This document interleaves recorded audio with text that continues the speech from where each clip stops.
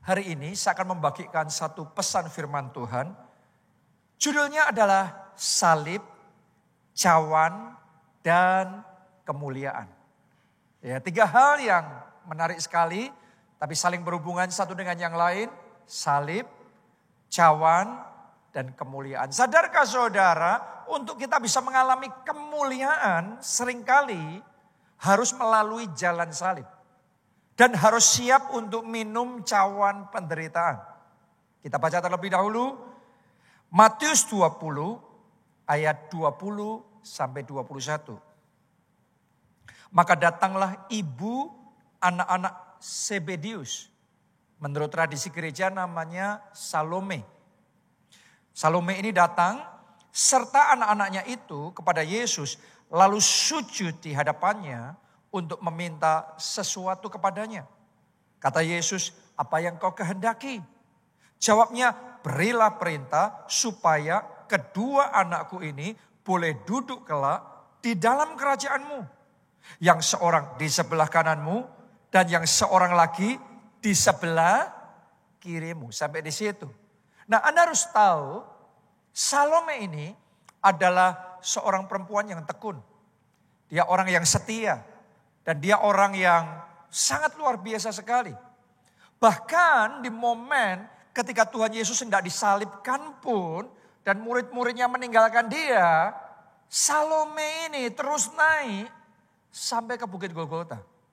Bukan cuma itu saja, setelah Yesus mati, Salome ini pun dia yang membawa rempah-rempah ke kubur Yesus. Ini perempuan yang luar biasa, seorang mama yang luar biasa. Dia datang kepada Yesus, basically dia ngomong sama Tuhan, Tuhan pakailah anak-anakku ini. Coba saudara renungkan itu. Buat saya ini adalah sesuatu yang luar biasa sekali. Di mana seorang mama punya kerinduan anak-anaknya dipakai oleh Tuhan. Dia bukan cuma kepengen anak-anaknya sukses secara jasmani, secara materi. Tapi dia juga ingin anak-anaknya dipakai oleh Tuhan. Doa saya kerinduan yang seperti ini diimpartasikan dalam diri kita semua, para orang tua di tempat ini. Kerinduan untuk melihat anak-anak kita dipakai oleh Tuhan. Jadi alatnya Tuhan untuk hormat dan kemuliaannya Tuhan. Amin. Dan Salome ini berkata sama Tuhan, Tuhan kerinduanku, aku mau supaya anak-anakku ini di kerajaanmu. Yang satu di sebelah kanan, yang satu di sebelah kiri. Nah, dia bicara tentang yang namanya a place of glory. Satu tempat, satu posisi kemuliaan. Dia nggak mau yang biasa-biasa, tapi dia mau anak-anaknya mengalami hidup penuh kemuliaan. Saudaraku, saya percaya kita anak-anak Tuhan tidak dipanggil untuk hidup biasa-biasa. Saya percaya anak-anak Tuhan dipanggil untuk jadi pemenang, dipanggil untuk jadi lebih dari pemenang. Kita dipanggil untuk hidup penuh kuasa, hidup yang punya dampak, dan hidup dalam kemuliaan. Karena itu Tuhan berkata, aku akan membawa kamu from glory to glory. Dari kemuliaan pada kemuliaan. Kenapa? Karena hidup berjalan bersama Tuhan, artinya kita akan melihat kemuliaan Tuhan dinyatakan. Jadi ini yang menjadi kerinduan dari Salome. Anak-anaknya mengalami kemuliaan. Nah, tapi mari kita lihat apa jawab Tuhan. Ada di ayat 22. Matius 20 ayat 22.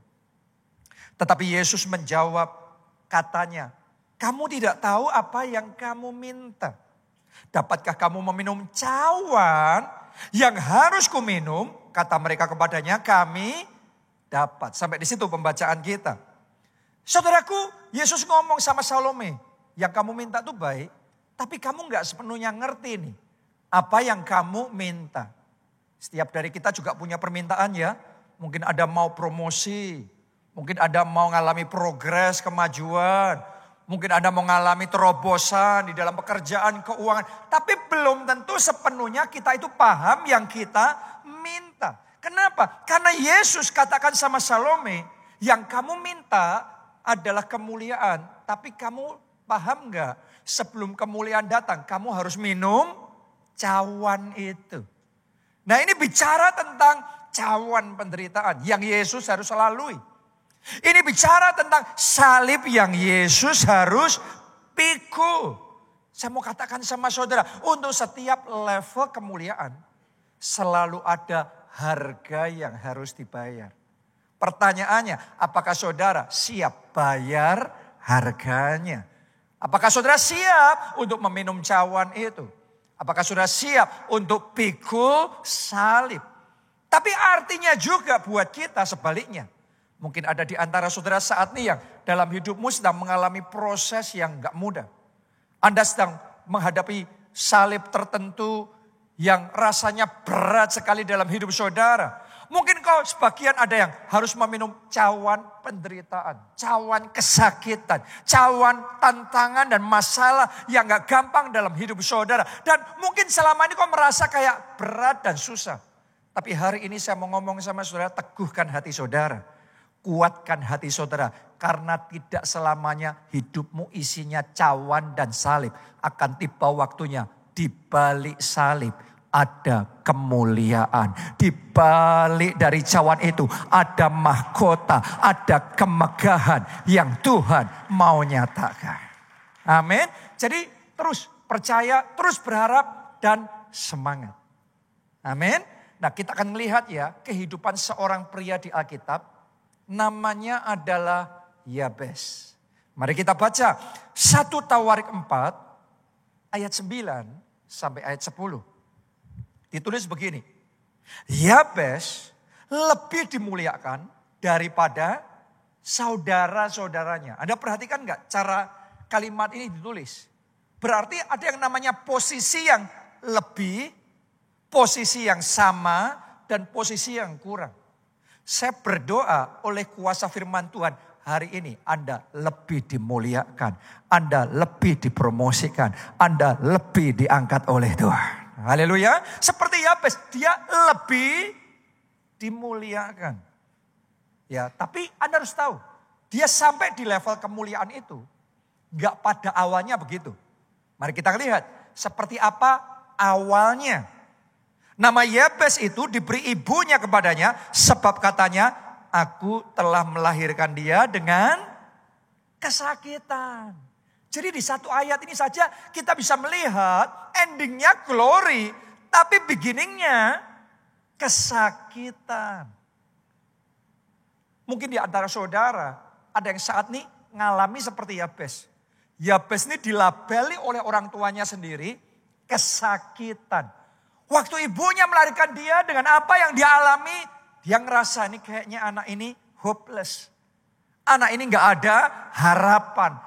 Mungkin itu juga yang orang-orang di sekitar saudara ngomong tentang saudara. Mungkin juga keluarga saudara, orang tua saudara, atau sepupu saudara yang ngomong kayaknya kamu ini madesu. Masa depan suram. Mungkin di kantor saudara dianggap kamu ini kok gak berguna, gak punya otak, dan semua perkataan kasar yang lain. Benar gak? Manusia bisa melabeli kita. Tapi hari ini saya mau katakan sama saudara, sekalipun orang lain melabeli saudara yang negatif, dengarkan baik-baik, hidupmu tidak harus sesuai dengan labelnya orang lain. Sekalipun keadaan saudara sekarang ini dalam kesakitan, tapi tidak seumur hidup harus dalam kesakitan. Hari ini doa saya, yang dialami Yabes terjadi dalam hidup saudara. Kesakitan dirubah jadi kemuliaan. Kalau tepuk tangan jangan separuh-separuh buat Tuhan yang mengubah kesakitan kita menjadi kemuliaan. Anda percaya? Terjadi sesuai imanmu. Terjadi sesuai imanmu. Ayat yang ke-10. Yabes berseru kepada Allah Israel. Katanya, lihat ini. Dia dalam kesakitan kan? Dia berseru, seruannya kayak gimana? Sebagian orang dalam kesakitan seruannya, aduh Tuhan kenapa engkau izinkan? Tapi no, Yabes tidak tenggelam dalam kesedihannya. Yabes tidak kecewa dan kepahitan dan sakit hati sama Tuhan. Walaupun awalnya kayak gitu. Lihat seruan Yabes. Kiranya engkau memberkati aku berlimpah-limpah dan memperluas daerahku, dan kiranya tanganmu menyertai aku dan melindungi aku daripada malapetaka, sehingga kesakitan tidak menimpa aku. Orang lain ngomong dia, kamu kesakitan. Tapi Yabes doanya, saya tolak dalam nama Yesus. Hari ini saya mau katakan sama saudara, setiap label negatif yang manusia ucapkan terhadap saudara, hari ini dalam nama Yesus dipatahkan. Bahkan yang negatif dirubah jadi positif. Mari kita lihat, itu imannya Yabes. Kalimat terakhir, ayo baca bersama dengan kuat, dengan mantap bersama-sama. 2, 3. Dan Allah apa? Mengabulkan permintaannya itu. Doa saya, Allah juga mengabulkan permintaan saudara. Ada jawaban doa buat saudara. Ada mujizat terjadi buat saudara. Perkataan manusia bisa dipatahkan. Label manusia bisa dipatahkan. Yang namanya kutuk bisa dipatahkan. Santet sekalipun bisa dipatahkan. Bahkan takdir bisa dirubah. Yabes itu dari awalnya harusnya takdirnya kesakitan. Tapi takdir kesakitan bisa dirubah jadi takdir kemuliaan. Saya berdoa ya, sementara firman Allah ini disampaikan.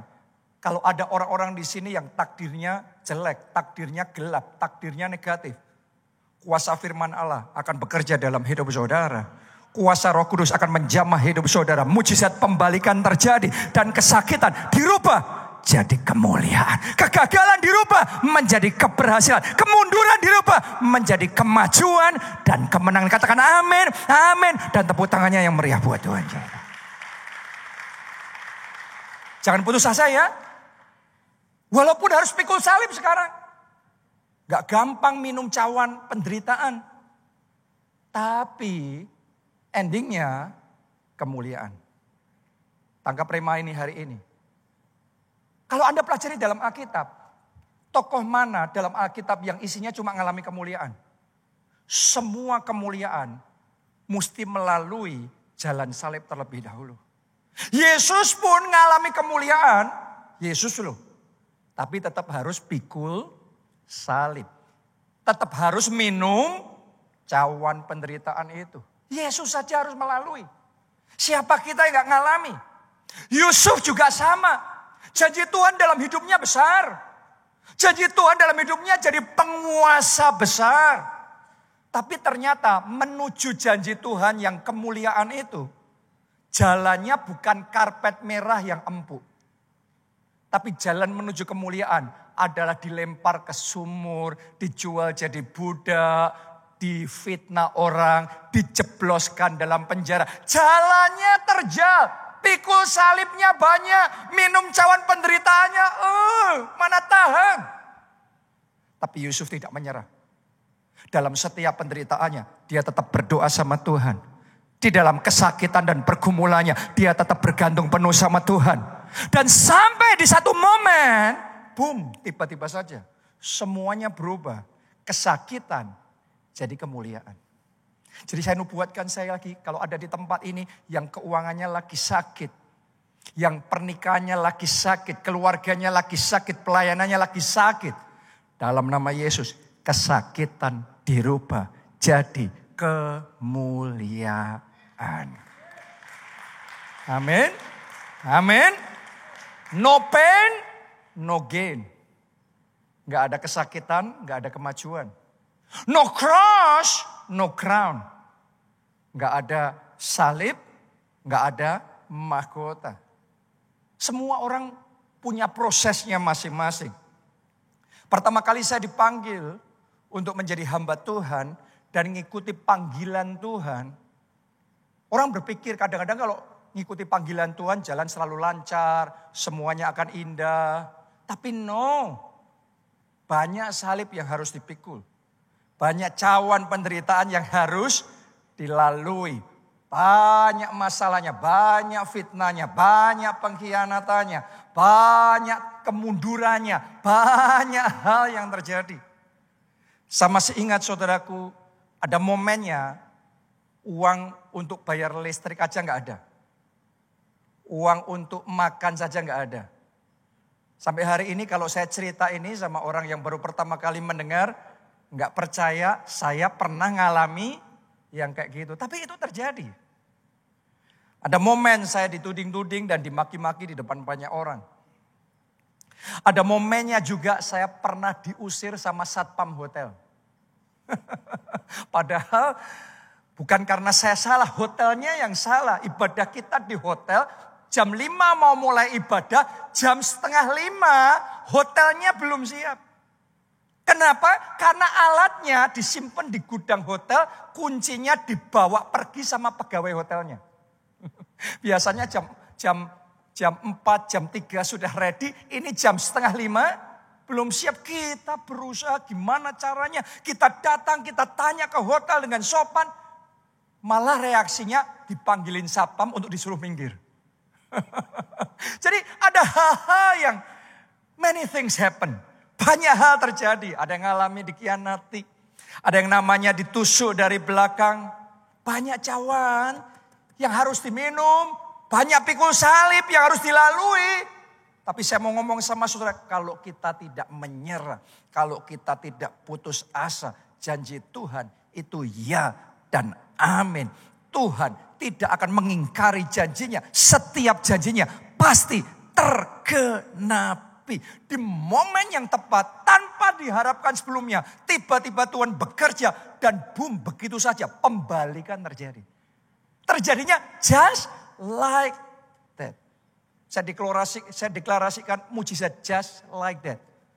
Tahun ini akan terjadi dalam hidup saudara. Perubahan yang just like that. Lompatannya just like that. Terjadi. Tepuk tangannya boleh yang paling meriah buat Tuhan kita.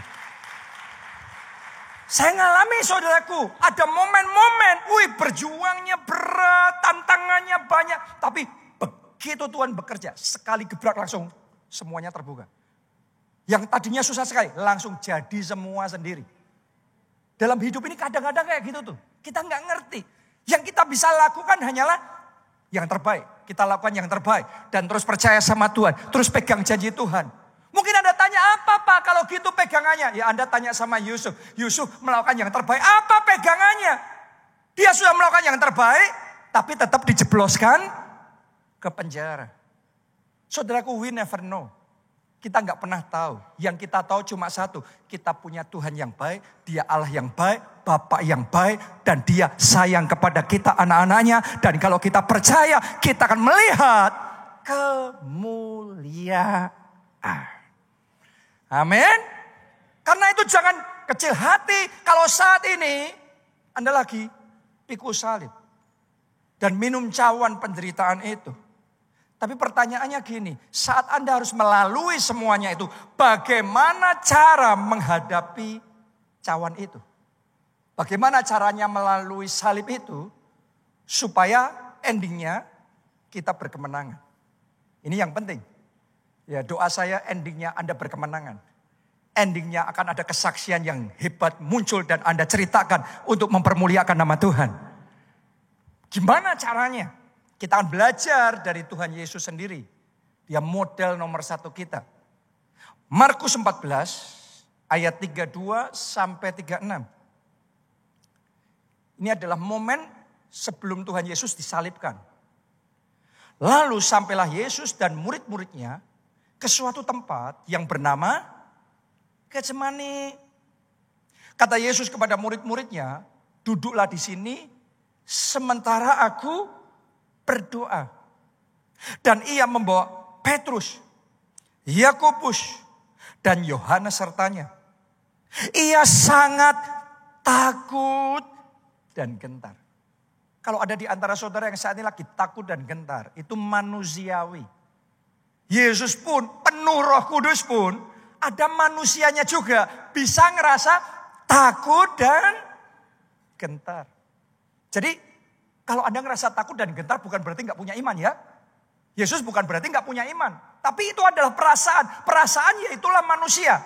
Ngadepin bahaya, kita akan ngerasa takut dan gentar. Tapi tahukah saudara, di saat engkau takut, Di saat ada kekhawatiran dalam hati saudara, engkau bisa memilih untuk tetap percaya. Jadi itu dua jalan bareng-bareng. Feelingnya takut, tapi keputusan hatinya percaya. Bahwa bagi Tuhan tidak ada yang mustahil. Lanjutkan pembacaan kita. Ayat 34. Lalu katanya kepada mereka, hatiku sangat sedih seperti mau mati rasanya. Siapa di sini yang kayak ngerasa berat banget bebanmu? Under pressure-nya kuat sekali. Ini stresnya tinggi sekali. Ada momen-momen dalam hidup manusia di mana kita ada dalam situasi seperti itu. Yesus pun ngalami yang Anda alami loh. Merasakan yang Anda rasakan sampai ditulis seperti mau mati rasanya. Ini bukan urusan rohani apa enggak rohani. Inilah manusia ketika under pressure-nya begitu kuat. Bebannya begitu kuat. Ngerasanya kayak gini. Lanjutkan. Tinggallah di sini dan berjaga-jagalah. Lihat saudaraku ya, apa yang Yesus lakukan. Ayat 35. Ia maju sedikit, merebahkan diri ke tanah, dan berdoa. Lihat ini. Berdoa. Supaya sekiranya mungkin saat itu lalu daripadanya. Kalau bisa cawan ini lewat. Gak harus disalibkan. Ayat 36 katanya, ya Abba, ya Bapa, tidak ada yang mustahil bagimu. Ambillah cawan ini daripadaku. Tetapi janganlah apa yang aku kehendaki, melainkan apa yang engkau kehendaki. Ini yang dilakukan Yesus, mempersiapkan diri menuju salib yang harus dia lalui.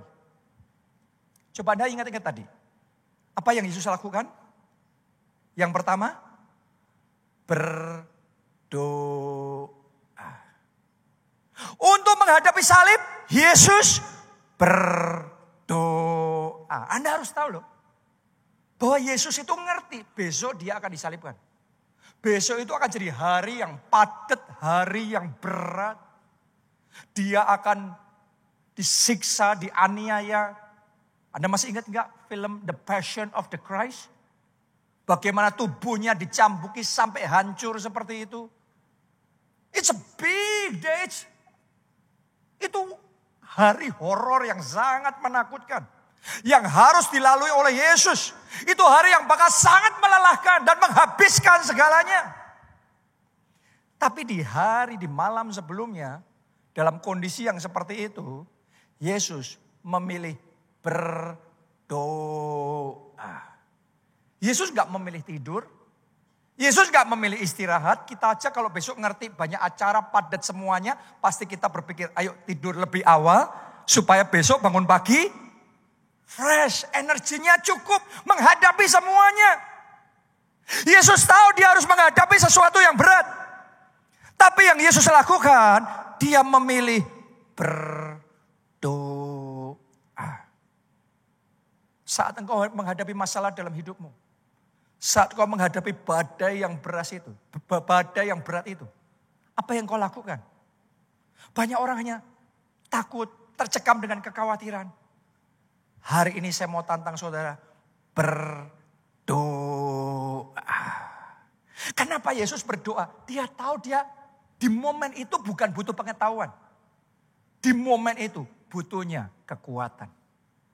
Dan itu bukan kekuatan biasa. Dia butuh kekuatan ekstra yang dari atas. Karena itu dia dapatkan kekuatan itu ketika dia berdoa.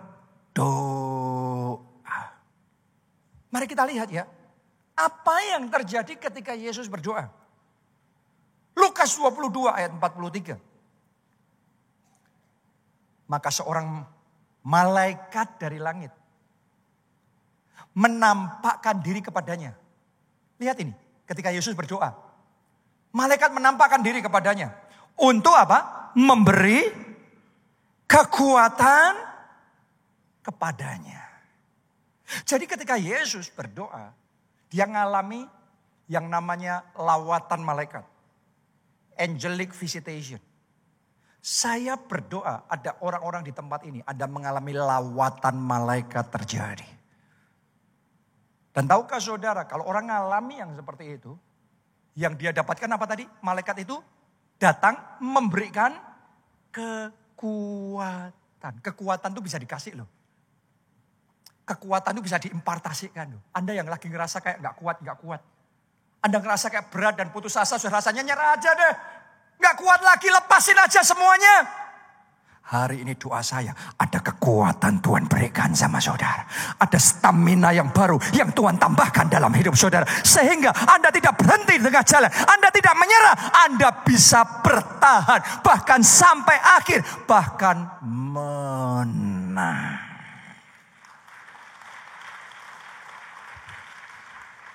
Di mana tadi Yesus berdoa? Getsemani. Tahu nggak saudaraku? Arti kata Getsemani adalah pemerasan minyak. Minyak ini bicara tentang anointing, pengurapan. Di Getsemani itu Yesus berdoa bukan mencari kekuatan manusia. Kekuatan manusia dia tidur aja di rumah. Dia naik ke taman Getsemani itu untuk berdoa karena dia butuh urapan yang dari atas. Dia butuh kekuatan yang dari Tuhan. Saya mau ngomong sama saudara, menghadapi apa yang Anda hadapi ini, kalau cuma mengandalkan kekuatan manusia, nggak tembus. Anda sudah membuktikan, Anda pakai cara apapun, nggak tembus. Anda sudah dengerin berapa banyak podcast, ya kan? Podcastnya berapa banyak didengerin, nggak tembus. Ada momen Anda perlu singkirin semuanya itu, cuma datang ke hadapan hadirat Allah dan berdoa. Berdoa sampai di titik tertentu, kekuatan itu mengalir dari Tuhan. Kalau Anda dapat kekuatan itu, seberat apapun yang kau hadapi. Janji firman Tuhan ya, melewati api, tidak dihanguskan. Melewati air, tidak dihanyutkan. Oh, saya berdoa, kekuatan dari surga itu, terimalah, terimalah. Terimalah saat ini sementara firman Allah ini disampaikan. Anda bukan menerima kekuatan manusia. Anda sedang menerima kuasa Roh Kudus. Terimalah urapan dari atas. Terimalah. Tambahlah stamina ilahi itu dalam hidup saudara. Anda tidak akan menyerah. Anda tidak akan gagal. Anda tidak akan kalah. Anda menang. Menang. Menang. Karena itu berdoa. Di gereja kita di tempat ini lantai 8M, itu tempat di mana kita ada pondok Daud. Tempat di mana kita berdoa, mencari wajah Tuhan, memuji menyembah Tuhan. Saya ajak saudara di tengah pergumulanmu yang berat dalam hidupmu, naik ke sana dan mulai berdoa. Mungkin ada orang berkata saya cukup di rumah aja. Gak cukup. Lihat Yesus juga bisa berdoa di kemahnya aja, dimanapun. Tapi dia naik ke gunungnya Tuhan. Dia naik ke Getsemani. Dia berdoa. Dan di situ dia mengalami lawatan malaikat. Saya berdoa Anda mengalami lawatan malaikat, lawatan Roh Kudus yang memberi kekuatan, yang membuat Anda bisa bertahan, bahkan membuat Anda menang. Ada momen-momen dalam hidup saya juga sudah ngelakuin semua yang bisa saya lakukan. And nothing. Gak tembus juga. Gak ada kemajuan, yang adanya masalah, yang ada kemunduran. Tapi di situ saya belajar berdoa. Doa itu butuh belajar loh. Dan kesempatan belajar paling kencang, paling bagus itu adalah di momen terberat dalam hidup kita. Di situ kita bisa berdoa paling kusuk. Jujur aja, kalau life is easy, life is always good, kapan belajar doanya? Nah ini kan di sini kelihatan, kalau orang hidupnya serba indah, menyenangkan semuanya, ngapain doa sampai segitunya? Kita ya ibadah-ibadah aja, santai aja.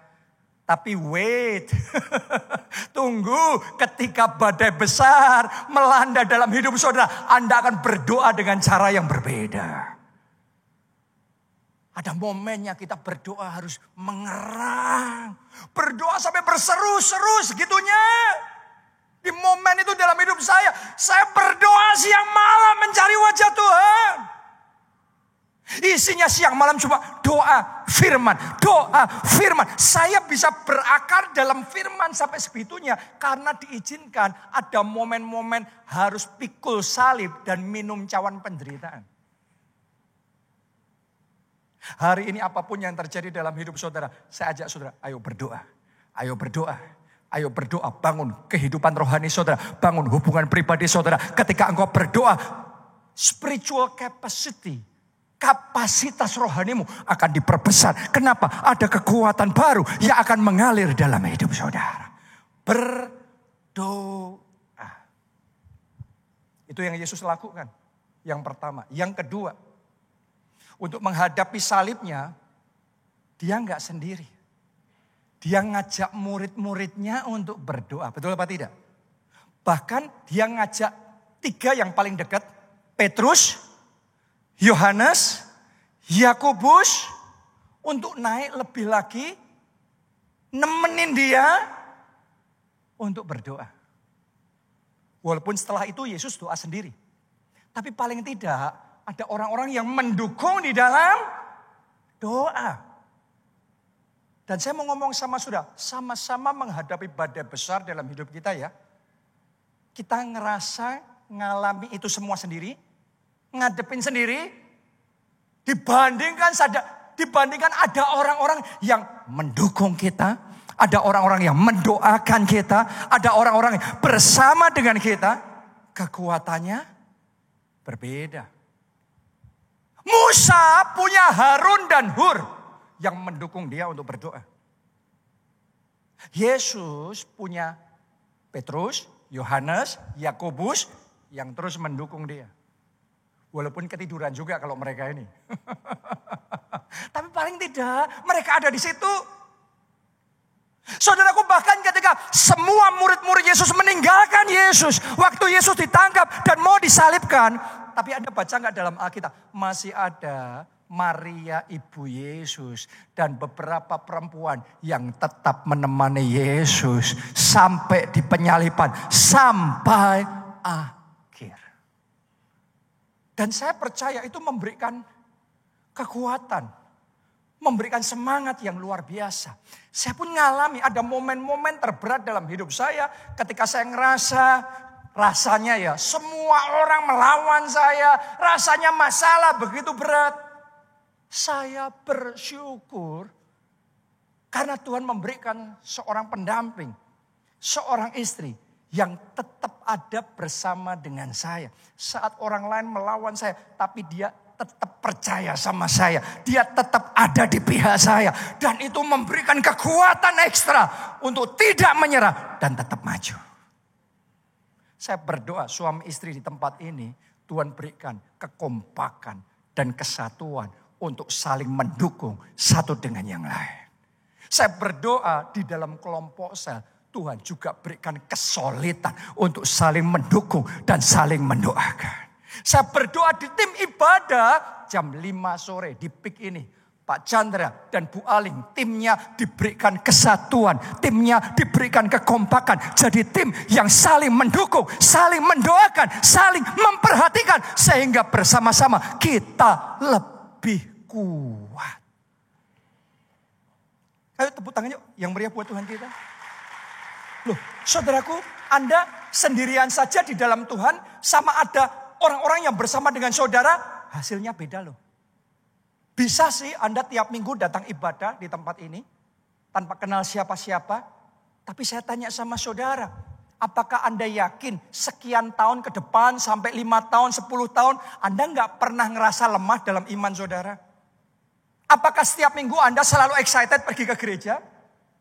Apakah ada momen-momen di mana butuh perjuangan untuk memaksa langkah kita tetap ke gereja, tetap melayani Tuhan. Kalau kita sendiri pas lagi lemah, kita jadi mangsa empuk si jahat. Dan ketika kita mundur dalam iman, ketika kita nggak datang, siapa yang tahu? Hilang ya hilang aja. Tapi saya yakin kalau Anda terlibat dalam pelayanan di ibadah ini, besok minggu Anda nggak melayani, Pak Chandra sinyalnya langsung doeng, doeng, doeng. Anda gabung dalam kelompok sel dan kemudian Anda mulai lemah iman saudara. Saya percaya ada ketua kelompok sel, ada teman-teman kelompok sel yang terus mendukung, terus mengingatkan dan menguatkan saudara kembali. Sehingga bersama-sama kita lebih kuat. Karena itu jangan tinggalkan komunitas rohani. Jangan menjauh dari circle pergaulan ilahi. Jaga koneksi hubungan dengan orang-orang yang terus akan membuat saudara berkobar-kobar. Terus membuat saudara menyala-nyala. Ingat baik-baik saudaraku, kemenangan dalam hidup kita tidak hanya tergantung sama doa pribadi kita. Tapi juga ditentukan oleh orang-orang yang di sekeliling kita. Orang-orang di sekeliling kita ikut menentukan loh, Anda punya visi yang besar atau Anda cuma pesimis dalam hidup saudara. Pergaulan kita menentukan loh, apakah di dalam menghadapi masalah itu kita berkecil hati atau kita percaya bagi Tuhan tidak ada yang mustahil. Karena itu hari ini saya ajak, kalau Anda belum ikut kelompok saya, Anda ikut kelompok saya. Kalau Anda belum tergabung dalam pelayanan, saya dorong saudara, ayo tergabung dalam pelayanan. Ini kekuatan karena kita semua harus pikul salib kita, minum cawan itu juga. Tapi untuk melalui semuanya itu kita butuh pergaulan ilahi yang menjadi kekuatan buat kita. Yang ketiga, Tuhan Yesus untuk menghadapi salib itu fokusnya bukan sama penderitaannya. Walaupun melalui penderitaan, tapi fokusnya pada kemuliaan. Pada tujuan ilahinya. Karena kalau kita ini fokusnya cuma penderitaan, semakin kita fokus sama penderitaan, semakin berat rasanya. Berapa banyak orang dalam hidupnya menghadapi masalah, fokusnya sama masalahnya. Tahu nggak saudaraku, masalah itu tambah dipikiri, tambah dihayati, tambah berat. Firman Tuhan suruh kita merenungkan firman siang dan malam. Kenapa yang Anda renungkan masalah siang dan malam. Yang Anda hayati siang dan malam masalah. Yang Anda rasakan siang dan malam masalah. Kalau Anda ketemu sama teman-teman ceritanya masalah. Tambah diceritain tambah besar masalahnya. Saya pernah cerita ya. Coba saya tanya sama saudara. Aqua ini ringan atau berat? Ringan. Kita ngangkat gini, Anda kuat gak ngangkat seperti ini? Kuat, easy, mudah. Tapi saya tantang sudah, ngangkat kayak gini, yang ringan ini, angkat 1 jam. Gini terus. Masih kuat, angkat 2 jam. Ringan pun, tapi kalau diangkat terus gini, pegel juga tangan ini. Masalah itu sama, masalah kecil pun Anda mikirin terus kepikiran lagi. Jadi berat. Banyak orang hidupnya berat bukan karena masalahnya seberat itu, karena kepikiran terhadap masalahnya yang terlalu banyak. Merenungkan masalah siang dan malam. Hari ini belajar saudaraku ya, masalah ini taruh bebanmu di bawah kaki Yesus. Dan belajar berserah kepada Yesus. Saya mau ngomong sama saudara. Dia yang akan ambil alih. Dia yang akan menyatakan kuasanya. Dia yang akan memberikan kekuatan kepada saudara. Sehingga Anda menang. Tepuk tangannya yang meriah buat Tuhan. Letakkan masalahmu dan percaya. Yang terakhir. Yang keempat.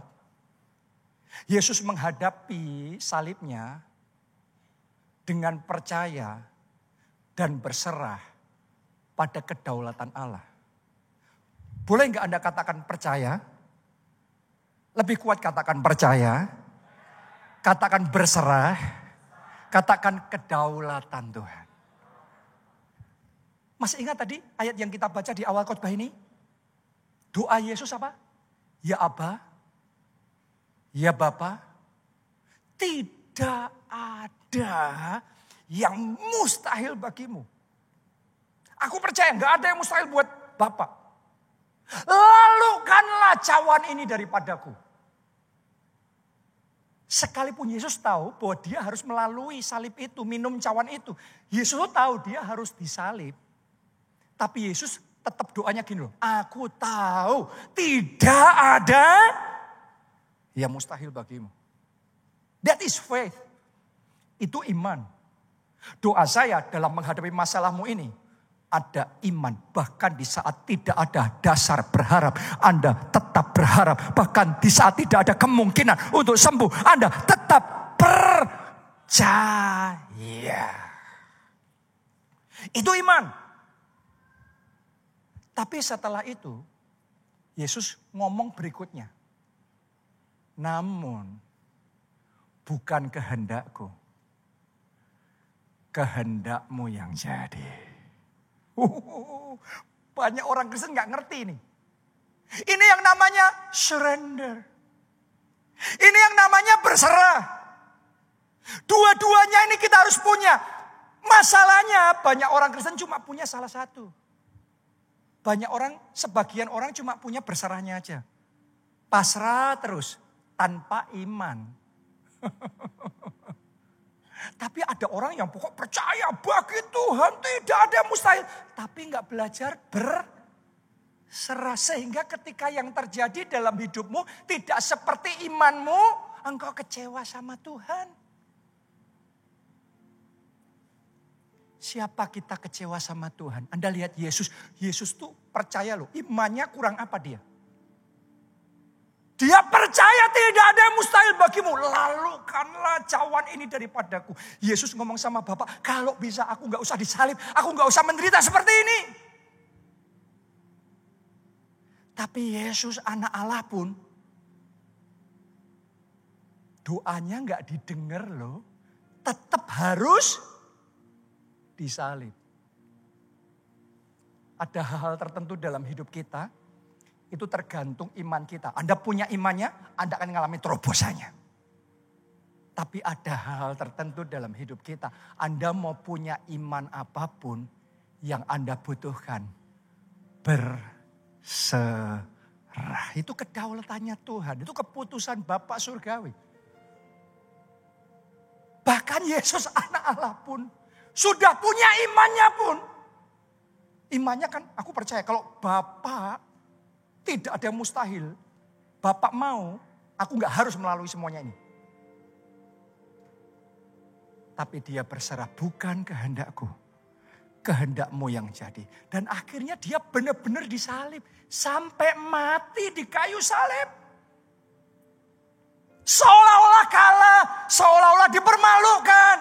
Seolah gagal, sudah endingnya gitu. Kadang saat kita berserah. Rasanya serba gak enak. Karena yang terjadi gak seperti yang kita harapkan. Tapi dengarkan baik-baik saudaraku. Kalau Anda berserah sama Tuhan. Kalau Bapak punya rencana yang lain yang beda sama rencanamu. Satu hal begini. Saya yakinkan sama saudara. Rencana Bapak pasti lebih indah. Lebih besar. Lebih hebat daripada yang engkau pikirkan dan bayangkan. Itu yang dia mau berikan sama saudara. Benar Yesus harus mati di kayu salib. Doanya supaya gak disalib, gak dikabulkan. Tapi setelah kematian, pada hari yang ketiga, kebangkitan terjadi. Alkitab mengatakan kepadanya dikaruniakan nama di atas segala nama. Dikaruniakan kuasa di atas, di bumi dan di bawah. Supaya kepadanya setiap lutut bertelut. Setiap lidah mengaku Yesus Kristus adalah Tuhan. Artinya sekalipun doanya gak didengar. Dia harus melalui salib itu. Di balik salib ada kemuliaan. Walaupun gak sesuai kehendakmu. Walaupun gak sesuai dengan pengharapan dan doamu.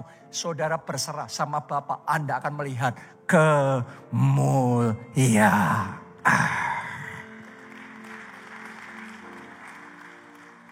Saya ngerasa ya di tempat ini ada beberapa orang yang lagi struggle dalam batinnya. Anda bergumul dalam batin saudara. Anda punya banyak pertanyaan. Anda bahkan protes sama Tuhan. Hari ini firman Tuhan bicara sama saudara. Belajar surrender. Belajar percaya. Belajar berserah. Dua-duanya Anda punya. Dan Anda akan melihat kemuliaan Tuhan dinyatakan dalam hidup saudara. Pertolonganku datang darimu. Mari semuanya bangkit berdiri.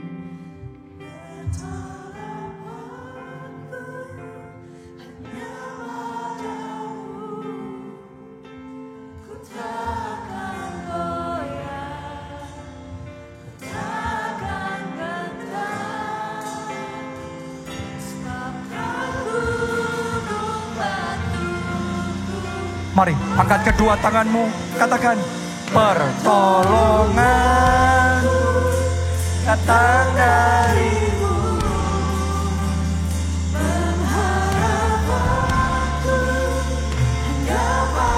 Deklarasikan iman, katakan ku tak akan goyah, ku tak akan gentar. Sebab kau gunung batuku, kota mari segenap hati. Longanku datang darimu,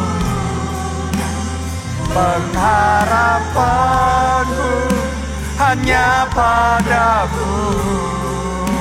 Ku tak akan goyah, ku tak akan gentar. Sebab kau gunung batu, kota benteng keselamatanku. Saya berdoa ini Anda bisa katakan di depan masalah dan tantangan yang terjadi dalam hidup saudara. Engkau masih bisa ngomong Yesus, engkau gunung batu dan kota benteng keselamatanku. Engkau sumber kekuatan dalam hidupku.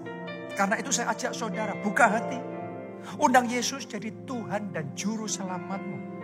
Maka dia akan menjadi sumber kekuatan. Maka dosa-dosamu akan diampuni.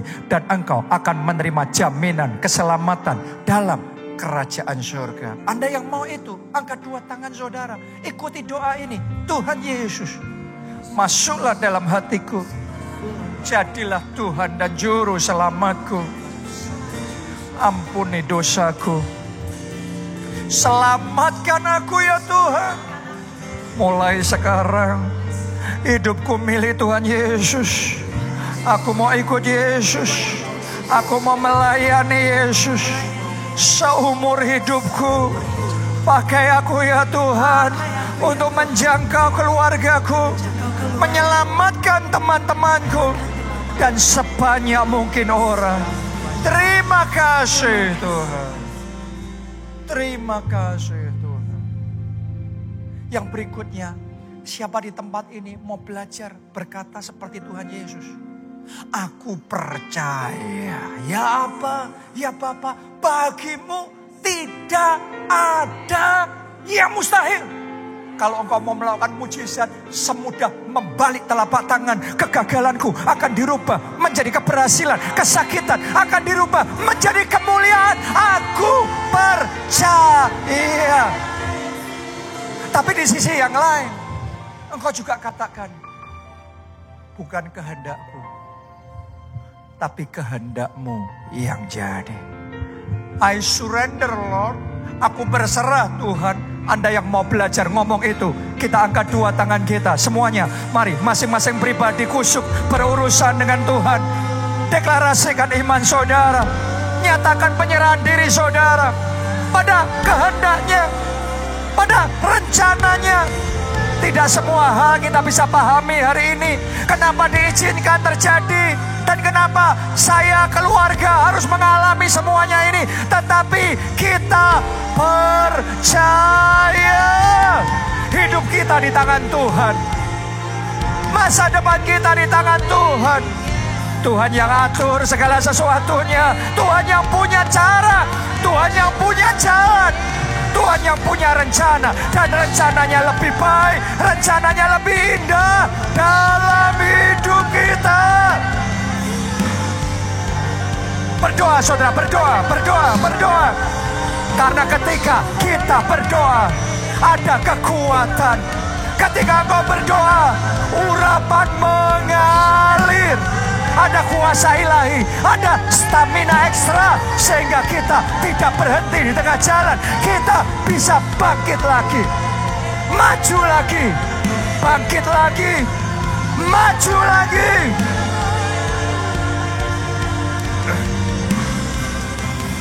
Pertolonganku datang darimu,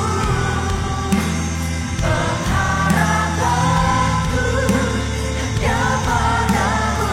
Amin. Jangan goyah, jangan gentar. Yes. Sekarang jemaat sendiri, jemaat saja. Pertolongan, pengharapanku. Semuanya mari bertepuk tangan. Ku tak akan goyah, ku tak akan gentar, sebab kau gunung batuku, kota bentengku. Pertolonganku datang darimu, pengharapanku hanya padamu. Amin. Ku tak akan goyah, ku tak akan gentar, kau gunung batuku, kota benteng keselamatanku.